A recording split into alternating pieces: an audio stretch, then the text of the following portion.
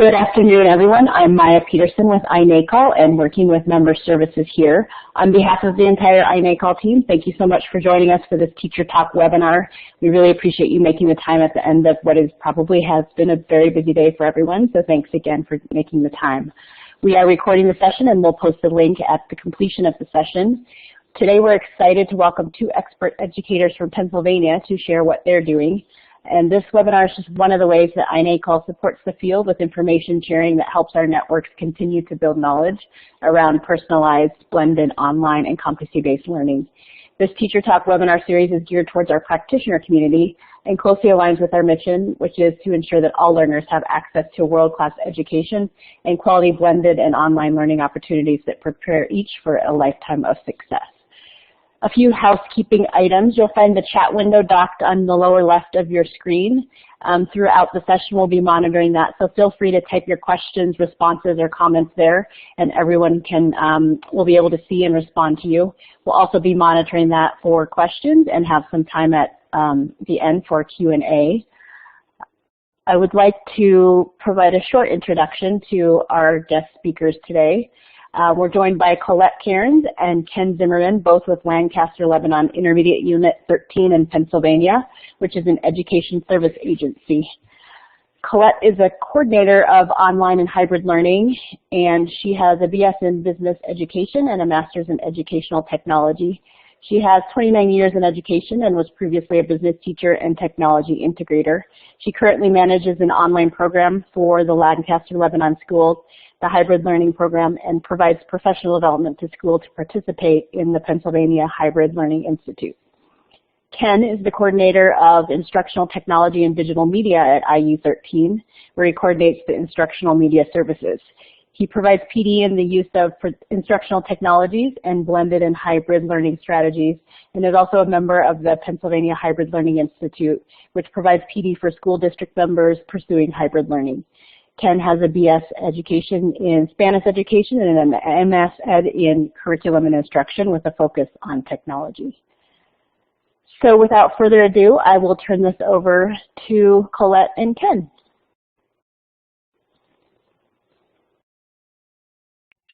Good evening, everyone. So just to give a quick start, I am Ken Zimmerman, as Maya had explained, and I just wanted to share quickly with you a little bit about my journey, particularly within the Pennsylvania Hybrid Learning Institute. So about 3 years ago, when the Institute was formed, I was working for a local school district, the Manheim Central School District in Manheim, Pennsylvania.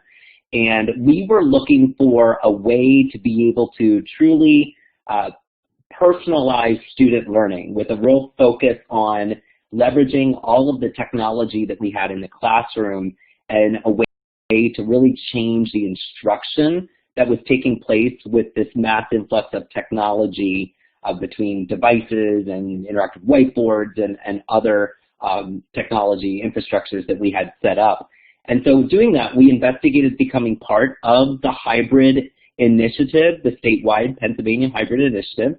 And we were very excited to start it as a pilot that year. So I was able to see it there as a project manager, working with teachers as a technology integration coach, and providing them support and working through all the training modules to help continually train and support the teachers as they were working through the implementation. And then after that, I had the opportunity to move to the Intermediate Unit, which is an education service agency here in the state of Pennsylvania, and to be able to do larger professional development sessions for other districts that started into hybrid learning. And then this year, I received one additional lens to hybrid learning, and that is the lens of a first grader who is my daughter. My daughter started this year in a first grade class in a hybrid class, and we're going to explain what all that means. But the exciting part for me is that I've seen it from the teacher perspective, I've seen it from the administrative perspective, and I've also seen it now from a parent perspective. So that's been a lot of fun through my journey into hybrid learning.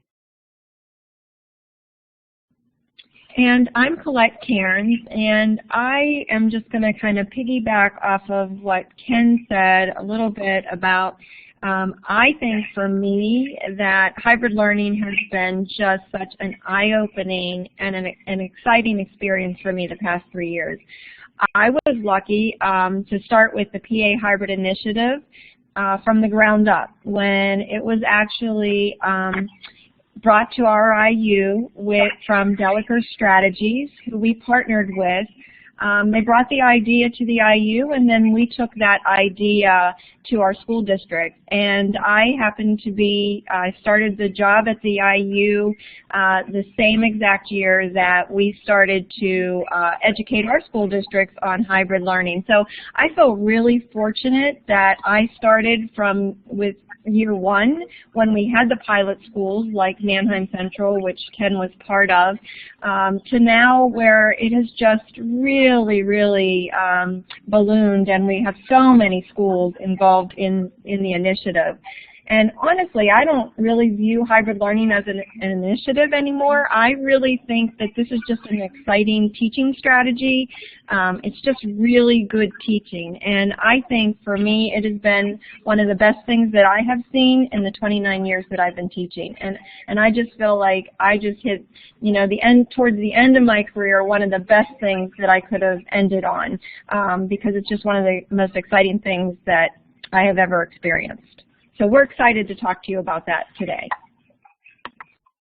So let's start taking a look at what is it that we're really talking about. So if we're talking about hybrid learning, because many people have different variations to what hybrid learning means. And so really what we are discussing here is an instructional strategy. This is not a technology initiative. This is an instructional practice.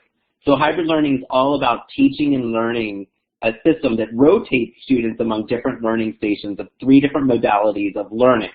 So we're going to go through with you what those 3 modalities of learning are, from the direct instruction station to the collaborative station to the independent station, knowing that this is a model of an instructional strategy that takes place in the current classrooms. This is not sometimes in school, sometimes out of school. But this is looking at a true classroom rotational model practice, with all focusing on improving academic performance by increasing student engagement and really motivating students and engaging students throughout that learning process. So as Colette and I were looking at preparing this presentation for you, we wanted to be able to get some interaction from you to see what you might already know about the classroom rotational model in this part of hybrid learning. So what better way to do that than to play a game? So what we thought we would do is we would put together a Kahoot. So if you've not done a Kahoot before, what we're going to do is ask you to go to kahoot.it, but don't do it on the device that you're watching the webinar on right now. So we'd like you to pull out your phone, pull out an iPad, pull out any other type of smart tablet that you might have, or whatever you might have, on another device. So on another device, go to kahoot.it. And then what you're going to see, I'm going to share my screen top here for you. And when I click on launch, what you're going to see here is a code that you're going to be asked to enter that code. So when you go to kahoot.it, enter the code 16443. And I'll wait a minute here because you'll be asked to enter your nickname as well. So you can just enter any name that you want. We'll go ahead and take a little bit of time for you to join. So again, you're going to kahoot.it, and you're entering your nickname, and you start seeing here nicknames are starting to pop up. So we'll give you a couple minutes to enter your name. If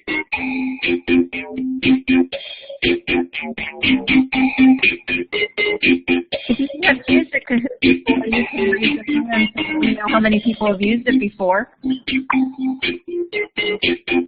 So again, if you're just joining us, we want you to go to kahoot.it, and we want you to enter the game PIN. And if you do, use another device. Use a smartphone, use an iPad, other tablets that you might have, any internet-enabled device. And when you go to kahoot.it, enter the game PIN 16443 that you see on the screen.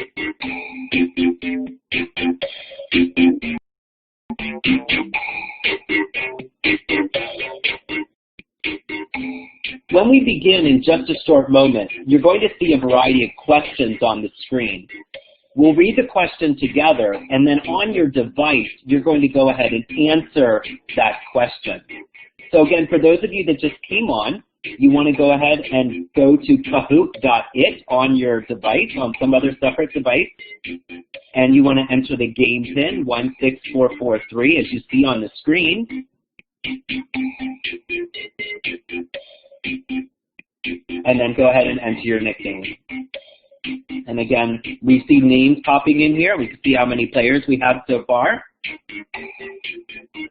And we'll wait just a couple moments more.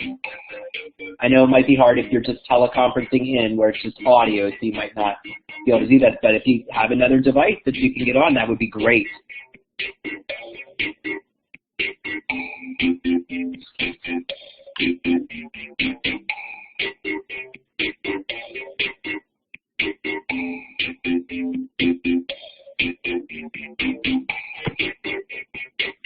We'll wait about one more minute here. If you're just coming on the webinar, welcome. We're going to just play a little game activity here. So on another device, please go to kahoot.it and then enter the game pin, and your name.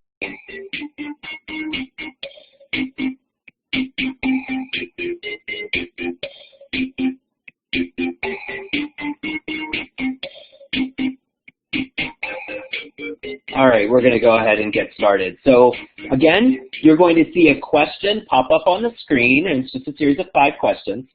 And we'll say, which model of blended learning does Pennsylvania Hybrid Learning use? Go ahead and answer directly on your device.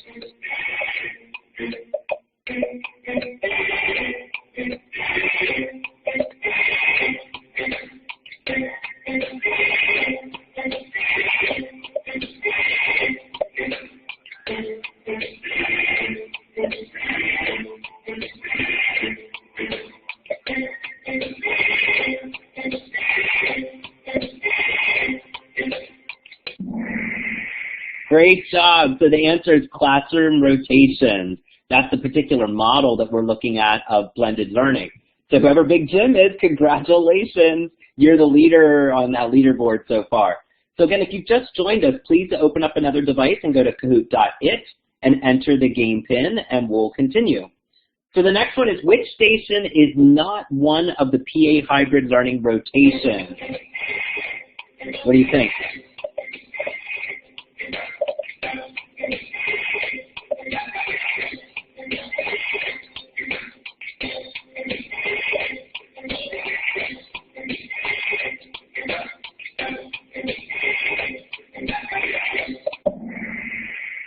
All right, great job. Audio is the one that is not. So the 3 modalities that we're going to be talking about are direct, independent, and collaborative. And our leader is still Big Jim, but Maya is closely approaching. Okay, here we go. The direct station is where teachers deliver their lectures.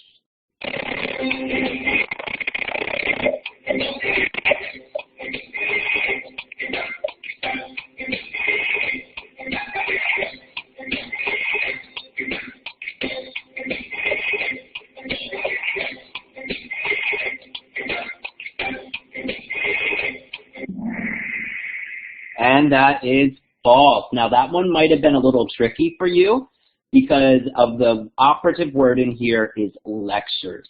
We're talking about a change of learning, a shift in instructional practices where we don't want to be lecturing. So we'll talk a little bit more about what that means. So Donnie took the lead on that. Great job, Donnie. Next one, the independent station is where students work on instructional or skill-based digital content. What do you think?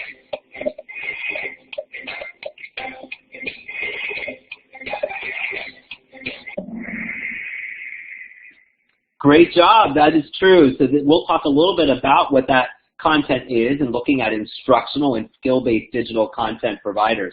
So Donnie's still in the lead on that, good job. And our last question, the collaborative station is where students dive into PBL exploration. What do you think?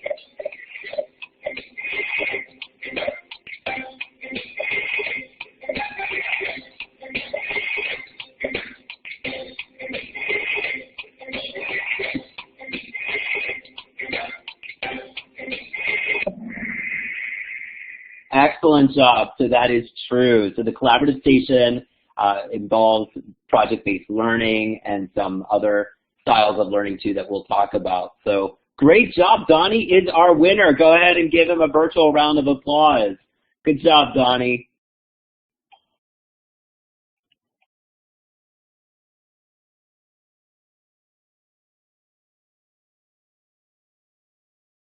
All right, so when we're talking about hybrid learning, that was fun to play that Kahoot. And Kahoot is a great formative assessment tool that we use with teachers and help them learn how to use formative assessment. It's engaging and interactive, and of course that's game style. So that's indeed a lot of fun to be able to go through. So if we take a look at this slide, I kind of like to start with the picture of what we're actually seeing today in our classrooms. And if we look at the slide that's in front of you, you can see on the left there's a picture of the 1900s, and you see all the students sitting in a row. And if we really reflect what we're seeing in the classrooms and what I see in the classrooms today, there really hasn't been much of a change even in the 2000s. And in general, schools are not much different. They don't operate that much differently than they did in the past. And we know, those of us that have been in education for a really long time, we know that our students have drastically changed. So we're seeing a lot of the same things happening in the classrooms, but we do know that our students are different. We have different learners out there. And so how do we approach those new learners? We want to kick off our presentation with a video on hybrid learning. And this will just give you some background from teachers, from students, and from administrators on how hybrid learning has changed their experience in the classroom, both as the educator and as the student. You're going to see that students talk about how they are engaged, and you're going to see how teachers are excited about teaching in this particular rotational model. So we're going to take a few minutes to show you the video to kind of give you the background of what this really looks like. So there are a couple of different options of viewing the video. I'm going to play it in the webinar platform, and some of you may not be able to see it if you don't have the particular player type that is needed. I'm also showing the link in the chat room, and you can view it on your own, and then we'll come back together after it's complete.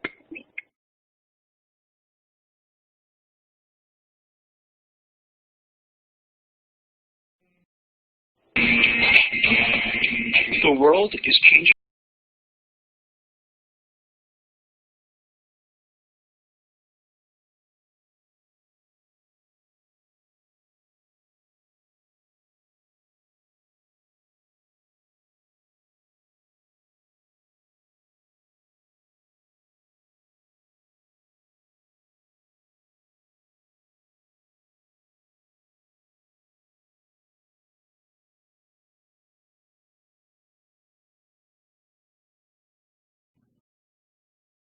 So before I get started on talking a little bit about this slide, I just want to mention in the video, you heard a few students say that they volunteered for hybrid learning.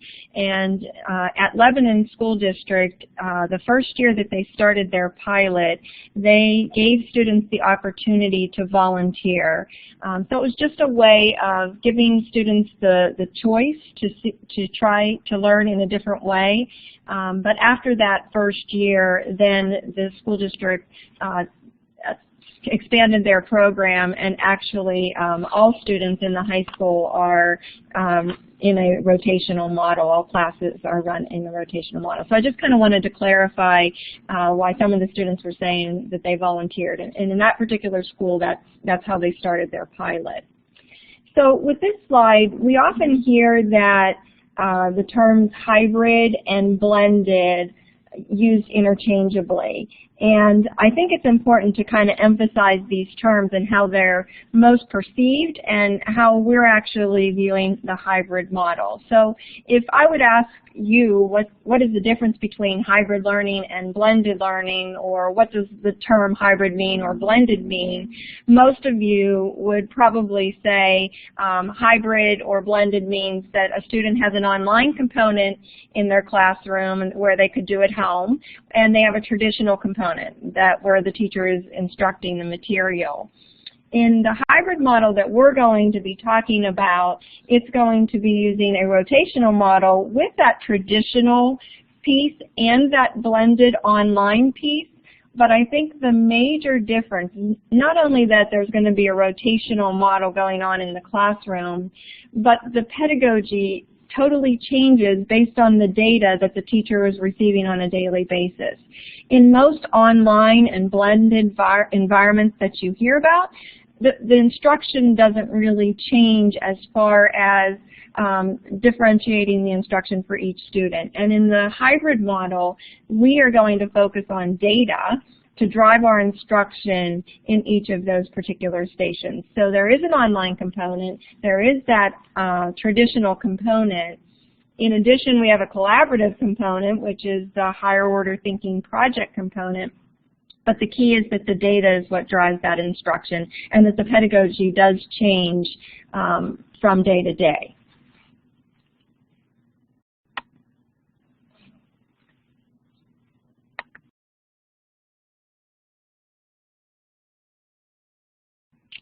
Ken, are you there?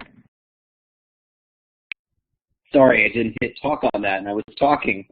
So the whole point of hybrid learning that it gets us excited here is that it really helps us to differentiate our instruction. So it's taking that, it's a teacher who is trained in pedagogy, meshing it with the rich online digital media in today's world, putting that together to personalized learning. So you see that personalized learning as our foundation, using the data in our independent content providers and formative assessments to truly differentiate learning in the classroom for our students, and really focusing on how we can personalize that. So if you ask, well, what does it really look like? So, you know, you've heard about the flex model of blended learning, and you've heard about the lab model perhaps, which are great models. The thing that's different with the classroom rotational model is that it works in a traditional classroom. So the traditional classroom with the brick and mortar building, like the classroom is currently set up, with the schedule that the school automatically has, no matter if it's a block school of 80 minutes, if it's an hour, or periods are just 42 minutes, or whatever that might be, it's a system that works. So this is a typical classroom setup that you would see the direct instruction station near the teacher, and in this case the teacher's standing, but oftentimes the teacher's sitting, having that dialogue with his students. You see a collaboration station where students are podded together. And then across the room there, you see an independent station where students are working. And here in this case, some are on the computer and some aren't on the computer. So it really differs depending on what the activities are that the teachers are working on with their students. So in this case, we see that this is the hybrid agenda. Now, what the hybrid agenda does for our students is, picture this. When students first come into the classroom, they log onto their laptops, and when they log into their laptops, they find out which group that they need to be in, which station they need to report to, and they open up their hybrid agenda. So they're using some type of learning management system where they're going to open up this hybrid agenda, and the hybrid agenda is going to give them the walkthrough for what they need to do. So in this case, this is just a 7th grade example where what they were doing in direct. And then the students, when they were in collaborative, they look at the collaborative station, and it gives them the bullet points of the activities that they need to complete when they're in the collaborative station. Independent, it gives them the bullet points of what they need to be able to complete when they're in the independent station. So really, the hybrid agenda becomes the roadmap for success for the day. The exciting part about this that we found through the years is that the hybrid strategies, there's so many other strategies that are taught to our students just through the process of implementing hybrid. For example, just reading for understanding, following directions. These are all the things we struggle with our students all the time. they ask us questions, but the directions are clear and they're not reading the directions. So in this case, they have to read the agenda and they have to understand what the agenda is telling them, so it needs to be written specifically to be able to meet their needs. So in the direct instruction station, where we said in the Kahoot, this is what tripped up some of you in particularly, this is not just lecture. This is not our lecture station. This is not, you know, me as the teacher delivering the instruction and I'm just going to present the whole time and not interact with my kids. So this is something that we really need to focus on to be able to make sure that the direct instruction station is intimate. It is a station that is a sit down with students particularly. It's not just me standing up delivering all of that type of instruction to them, delivering them all the information.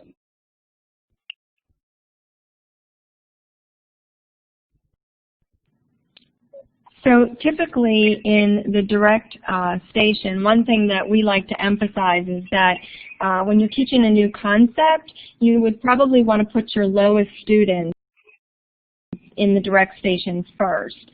And one of the reasons you'd want to do that is because the low students would get to hear the content from you first, and then when they move to the independent station, they will get to hear it again in a different way, in a visual way, a second time, and then they'll have the collaborative station to really reinforce that concept. So it's nice to start with the low group first to give them that foundation. So an example would be if I was teaching, I was a business teacher and I was teaching the accounting equation, and in my first group, my lowest group, I would be talking to them about, you know, assets are on the left side of the accounting equation and liabilities and owner's equity are on the right side of the accounting equation. When those low students leave my group and they move into the independent station, they will get reinforcement on that particular concept. The group that's coming to me next, which is the collaborative station, who moves up into my direct station, I should not be teaching them the exact same way. So I'm not going to say to my group that just came from a higher order thinking station where they were doing something with that concept, and I would not say to them, so assets are on the left side of the accounting equation and liabilities and owner's equity are on the right. I might say to them, tell me why assets are on the left and liabilities and owner's equity are on the right. So one of the things we really emphasize is that in this direct station, it doesn't mean that the teacher should be teaching the same thing 3 times the exact way. In fact, what we tell our teachers is if you have to say to the entire class, say to the entire class. You don't want to teach the exact same lesson to all 3 groups. The whole point of this direct station is to have that small group interaction with your students, a really personal one-on-one with the students in that group. And so you want to meet the needs of the students and differentiate the learning, and not just be repeating, you know, a canned presentation. If I move forward here, I already said it's not teaching the same material. This is what the direct station might look like, and we've seen this arranged differently, but I think the couple key things that we would like to emphasize with this station is that it's nice to see the teacher sitting down with the students and not standing up and lecturing. We also like to see the students in a circle or a U-shape around the teacher. So there's that real personal connection between the teacher and the students. And some different activities that we would kind of recommend to teachers is that, you know, they could be doing formative assessments to help drive their instruction from day to day. They could do compare and contrast activities, peer tutoring, different group work activities. There could be quizzes and exit tickets, so you can see all the different kinds of activities that you can do in the direct station. I think you probably remember from the Kahoot, one of the questions was, you know, the direct station is for lecture, and we really emphasize that this is not the time to really be lecturing the content. It's really, again, to differentiate the instruction. So with the independent station, the thing that we sometimes gets confused oftentimes is teachers think right away, well, that's our computer station. And it's not that it's the computer station. We're talking about 3 specific modalities of learning. So one with the teacher, and now one independently. So whether that's online or offline, there's a variety of activities that can occur, but it does not equate always the same online provider. So this is where we talk about that it's important that teachers have an instructional and a skill-based content provider to be able to teach information. So an instructional-based content provider is one in which the students learn the lessons, the instruction from the content provider. They're forced to see videos and interact with those videos, or read text and interact with that text, and then maybe take some type of diagnostic, some type of pre-test, post-test to be able to average and select what the possible net gains might be between the two. But a skill base is just that, drilling practice, right? Drilling and practicing the skills, where, you know, we need both of those to be able to get a true measure for helping students to practice. But indeed, it's not putting them on the same activity or the same content provider day in and day out because of how mundane that activity might be. So, you know, there are many of our hybrid teachers who use many different content providers, some that are paid, some that are free. There's a lot of great resources out there, but the point is the independent learning and the independent pacing. So our students who are very fast-paced learners, who can acquire information very quickly, they go very quickly. They go quickly and they go further. And they say, wow, finally I'm in a system that I can go at my own pace and I don't have to wait for Johnny to catch up. Johnny says, who needs a little bit more time, who is always pressured to keep up with the rest of the kids but struggles, needs some remediation, says, I finally can go at my own pace and I don't have to keep up with Susan now because nobody knows where I am in my learning path, in my independent content work that I'm doing, except the teacher. So this is a typical room setup that you might see in the independent station. In this case, this is an elementary model. So you notice that the hybrid agenda is hung up there that they're looking at, and then there's cardboard dividers between them to be able to help keep them a little bit more focused. And some use those cardboard dividers and, you know, some don't. It just depends on what type of setup they want. But the variety of activities that can take place in the independent station is everywhere from using those online content providers to writing prompts and reflections and journaling and other interactive websites and web quests. And we do have several teachers who, after a couple years, are starting to flip their lessons. They learned through how the content providers are delivering the instruction, but they figured ways that they could enhance that, so they'll flip their direct and their independent station, where their independent station is now videos that they've created that students are watching, and then when they come to them in direct, they can have those conversations, those ongoing conversations to help discuss the material that the students learned independently. So with the collaborative station, this station really is the highest order thinking station.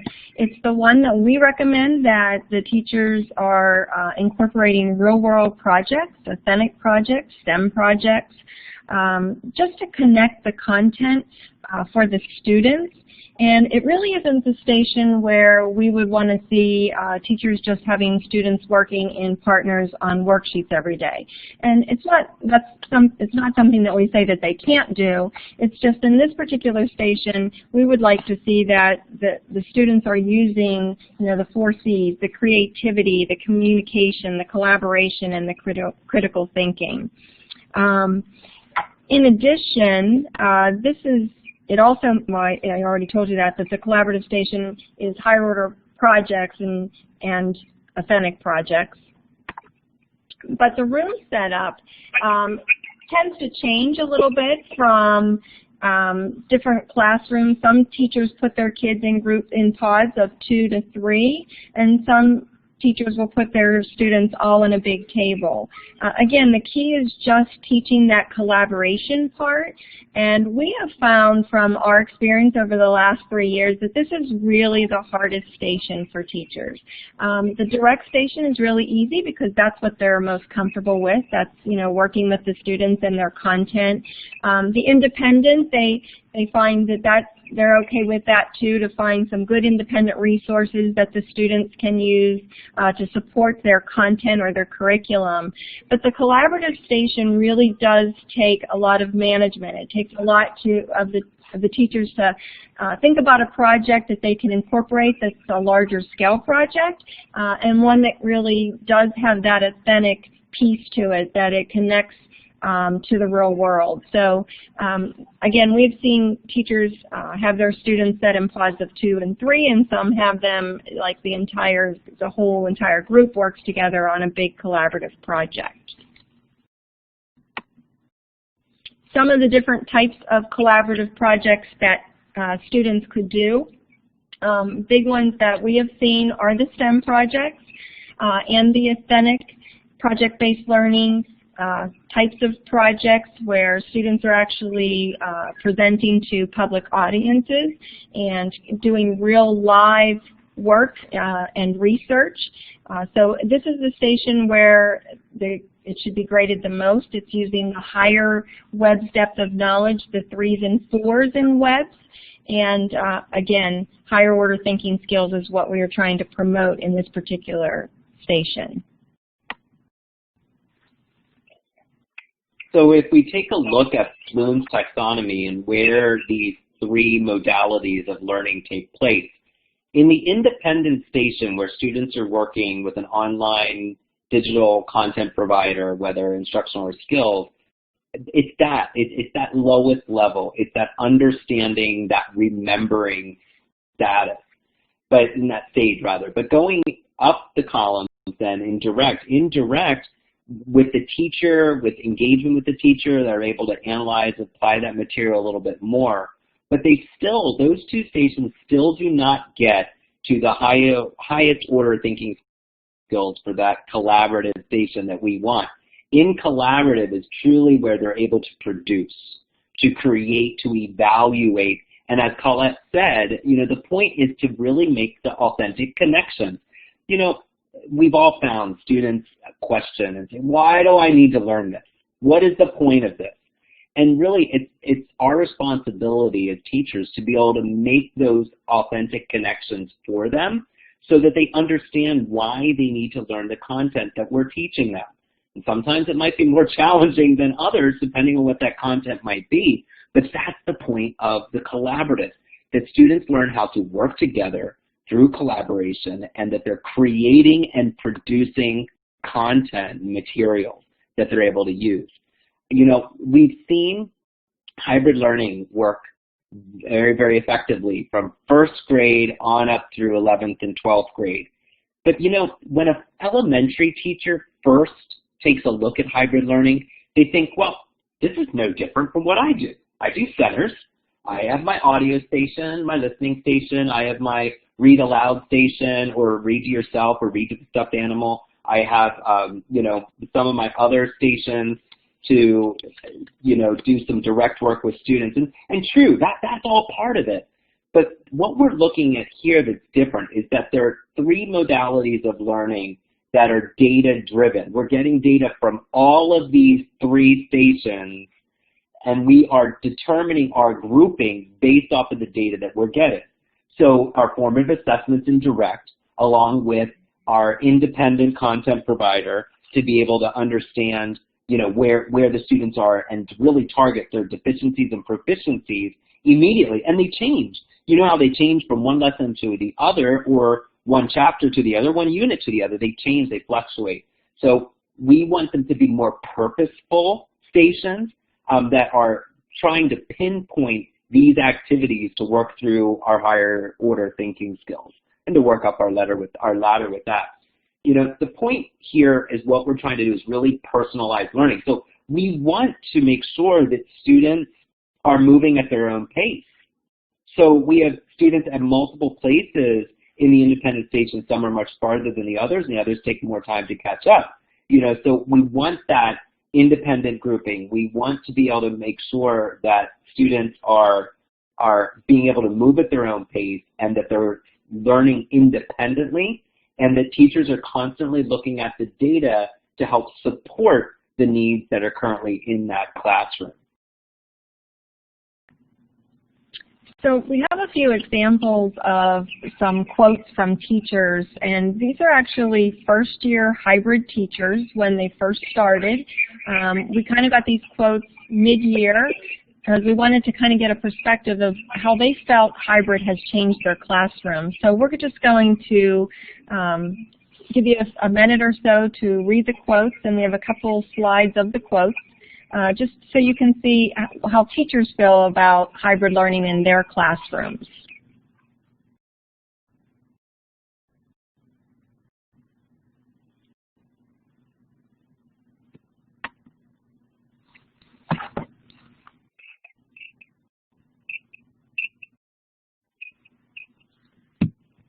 Most teachers, what we're hearing is that the students are much more engaged. Teachers are feeling energized. It is really, really hard for teachers to transition into the hybrid model, and we are really upfront when we do the training that this is not going to be an easy change, especially for the middle school and high school teachers who are used to that more traditional teaching. It is a huge change for them, and typically we tell them like the first month or two is just going to be a lot of work until they get used to thinking of their lessons in 3 parts in that independent, direct, and collaborative station. And we say give it a couple months, be consistent, make sure that you rotate your students every single day, that you don't go back to that traditional way, because once you go back, it's really hard to get back into that routine and getting your kids conditioned. So doing it regularly conditions the students so that they know what's expected of them, and it also helps the teacher move their thinking of their lessons. Once they get through that first 2 months, we have found that they're excited about the changes that they're seeing in their classroom. They see that the kids are more engaged. They realize that the kids are achieving academically at a higher level. They're noticing that students are, the discipline issues really decrease, and we're working in some city schools and alternative ed programs, and we're seeing just such good things happening in the classrooms, and so are the teachers, that I think that's what has made this take off as much as it has, is just because of the changes that are happening or occurring in the classrooms. So when we first started 3 years ago, and I shared for you at the very beginning, it was we as a district at that point were thinking, well, we're not sure if this is going to work or how this is going to work, so let's do it in a safe area. Let's go into social studies. So at that point, we went into 7th and 8th grade social studies, and just throughout the process of 6 months, all of a sudden we started noticing other rooms of teachers who weren't yet trained, who were trying to do the rotations without any training, without the tools, without the technology as much as they could have, because what was happening was the 7th and 8th grade teachers were so impressed with how students were learning through the hybrid model that they were sharing with their other teachers. The students were responding so well that they were going to their other teachers and saying, man, I wish we could do hybrid in here.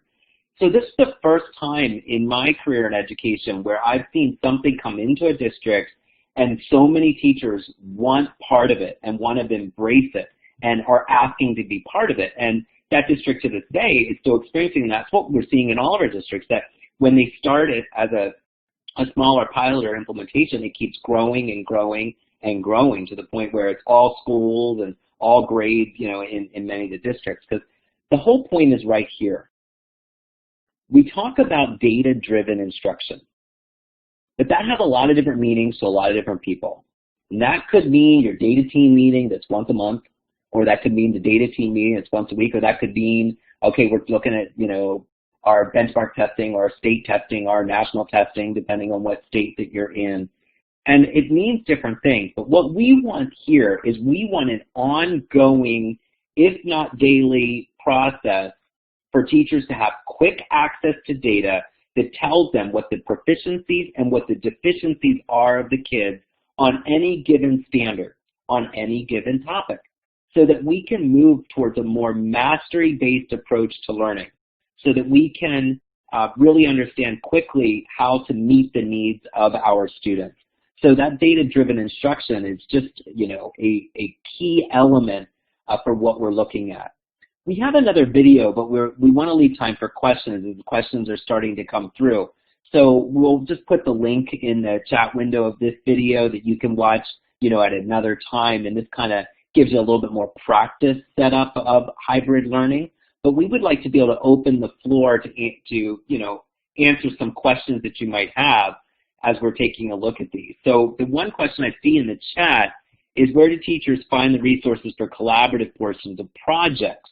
And are there any PBL or content providers you might recommend? So we do have teachers that use a variety of tools, whether it's a paid content provider or if it's free content providers. So they might be working out projects from the Bucks Institute that does project-based learning. They might be looking on some of Intel's project-based learning sites. They might be collaborating together. We've been trying to work as a statewide movement to be able to have all the teachers that are in hybrid throughout the state of Pennsylvania to connect in a professional learning community, create projects, and share with one another what some of those projects might be. The other thing that is in the question is, what sort of instructional providers do you use with your independent station? I'll let Colette speak to that. So we use, teachers have used many of the ones that are listed there. We have had school districts use Compass and Apex, and we didn't have Edmentum, but we had Edgenuity. So a lot of independent content providers, IXL, STMath, and tons of those providers that support the independent station.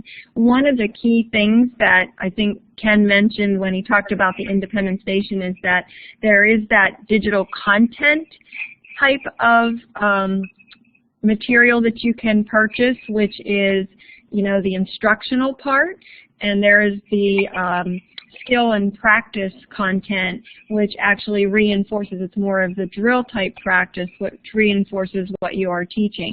So we're finding that districts will purchase the content, the digital content, instructional based, and also supporting skill and practice type content provider. So like an IXL would be more of that drill and practice. STMath is a gaming type practice, as well as kind of trying to teach the students the concept, but it's not in the traditional format of instruction. So schools are kind of doing a variety of the tools. We're also finding that they're using a lot of the free resources that are out there. So they'll use Khan Academy and LearnZillion, Discovery Ed. So they're finding videos to support their content material with those types of tools as well. So you don't have to purchase content because there's enough stuff out there that's free, but we're seeing a mix happening in the schools. Colleen Rose, since low students are recommended to be in the same direct instruction group, are there challenges with the collaborative group rotation? So Colleen, the important thing to understand in this is that we make a general recommendation for teachers that when they are first grouping their students, that the lowest performing group, and it's not always homogeneous, sometimes they could do heterogeneous grouping, but that the lower performing group starts in direct first, just so that they get the direct instruction from the teacher, so the teacher can provide them the necessary scaffolding before they move on to the other stations. So when that lower group gets to collaborative last, they have the necessary scaffolding of the material. But the other thing that we do for that is we make sure that they have the necessary scaffolding in the collaborative alone. So the steps of the project that they need to complete, we make sure there's accountability set up in each station But in collaborative, it's chunks at a time. So it's not a whole project submitted at once, but it's taking pieces of that project and say, okay, by the end of today, this is your checklist of what needs to be completed. Tomorrow, this is what needs to be completed.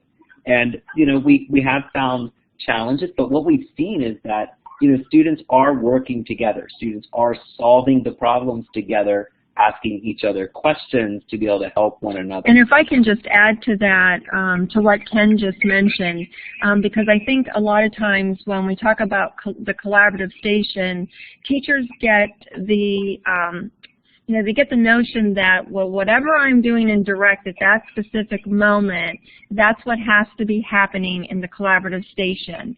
So, like, when I mentioned about the accounting equation and I said, you know, in direct I'm talking about the accounting equation, I may not, if I'm working on an overarching project that's 3 weeks long, one particular day that I'm doing you know, the accounting equation, I might be doing this larger project that's not just specifically to that accounting equation.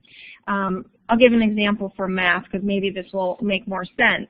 So I'm teaching triangles this week, and last week I taught circles. Okay, I'm just making that up.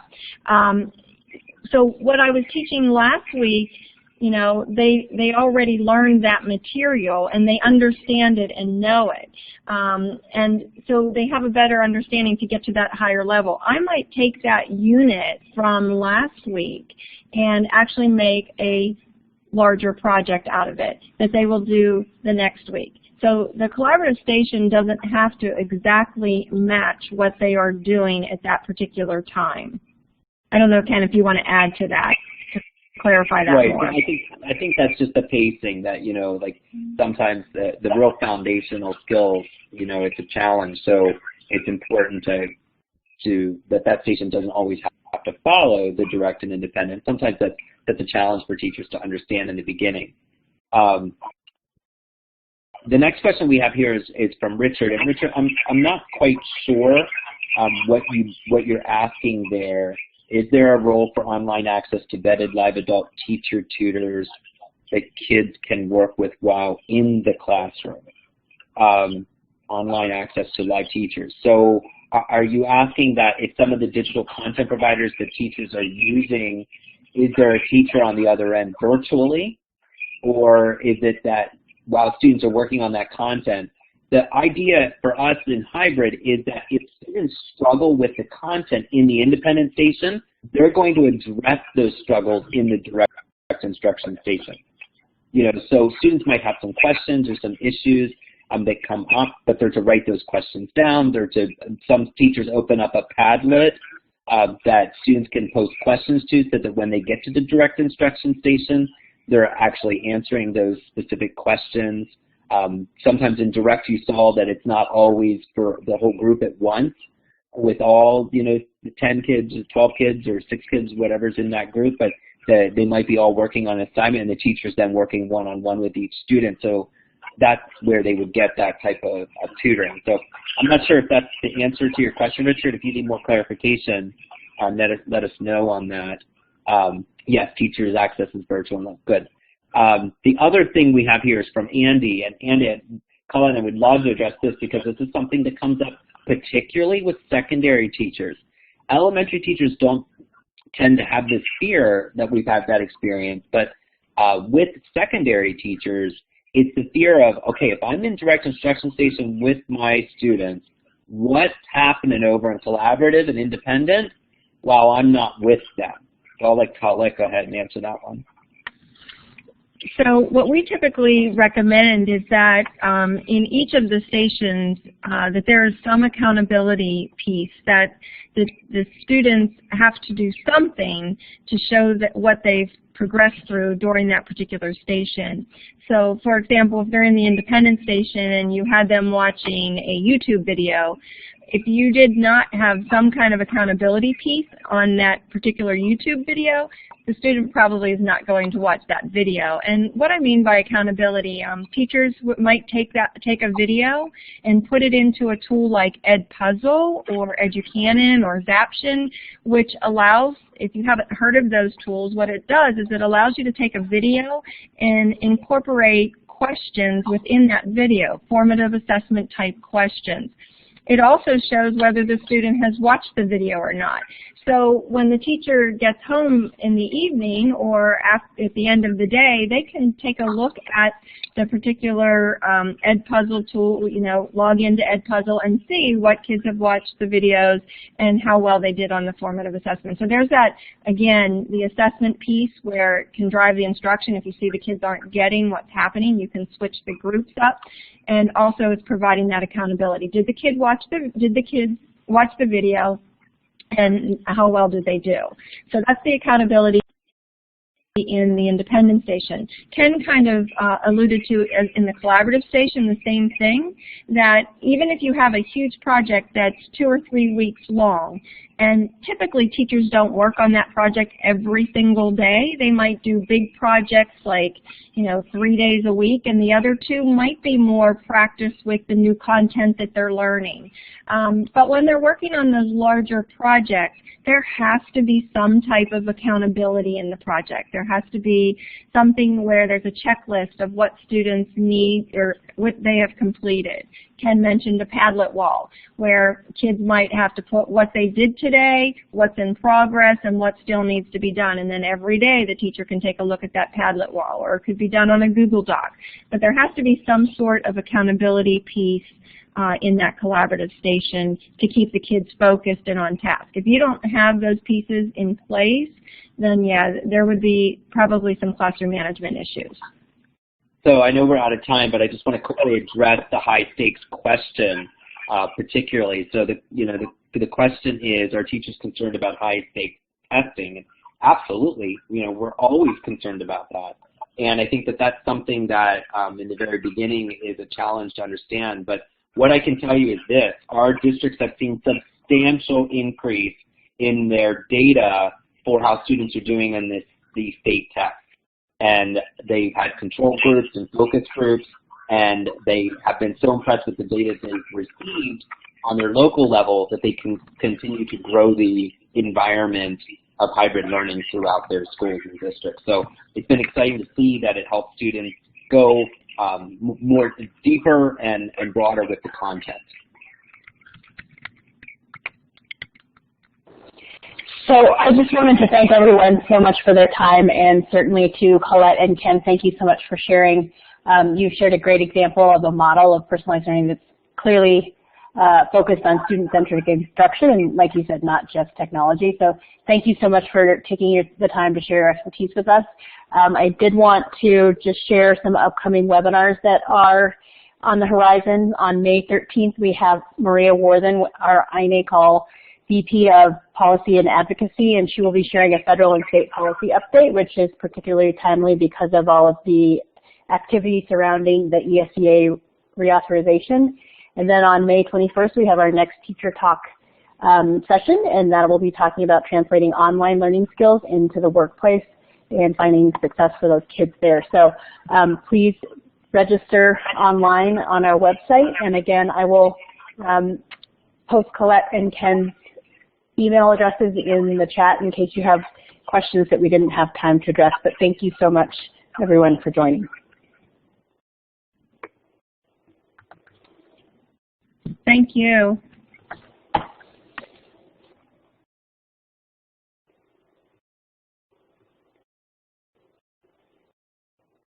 I see there are still some questions, so if you are still here and willing to answer some questions in the next couple minutes, please feel free to stay on. If you are pressed for time, we can certainly direct people to your emails.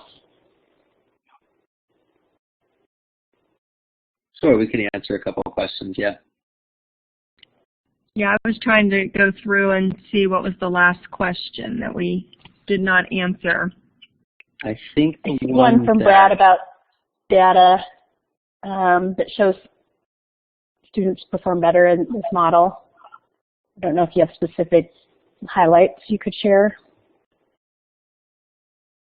Sure. Ken, do you want to answer that question, or would you like me to?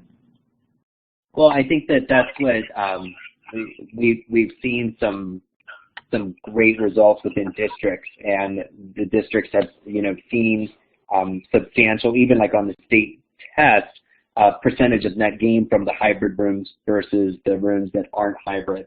So I believe that Deliker Strategies, if you Google, look for the Pennsylvania Hybrid Learning Institute, they have some data spreadsheets there that you can take a look at specifically to be able to see the content that's there. That's something that that they have posted, within some statewide data. If you would want to take a look at that, there, Jim. Thank you, Jim, for posting that link.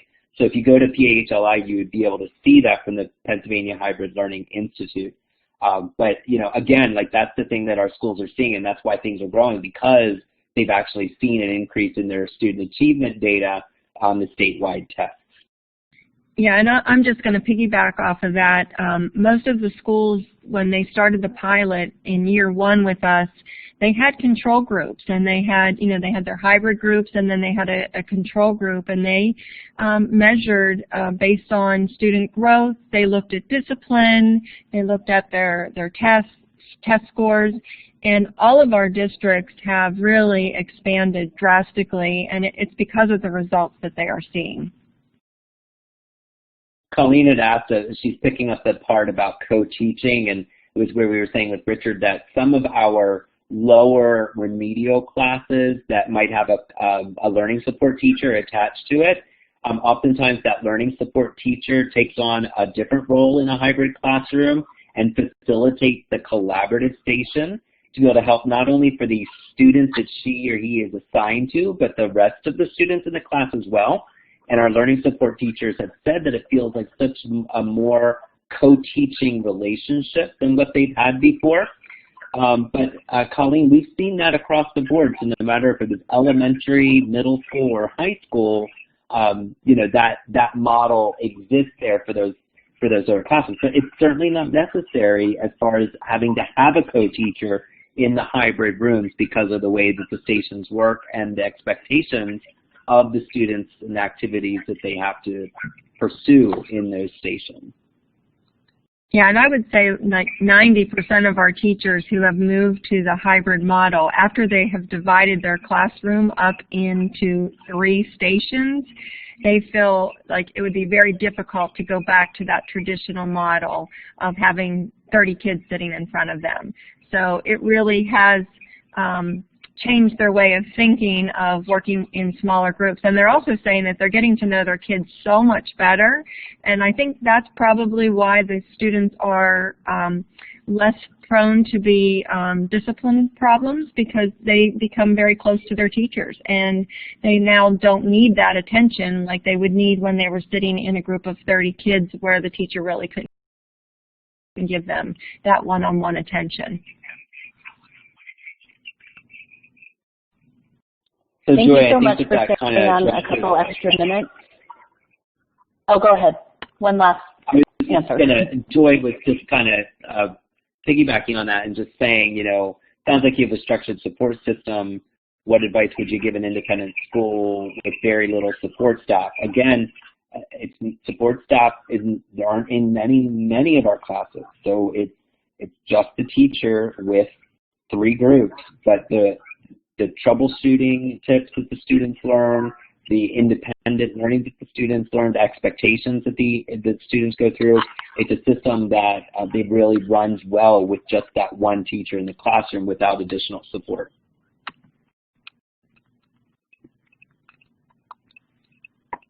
Great. Well, thanks again, everyone, for joining, and thank you, Ken and Colette, for sharing such great information.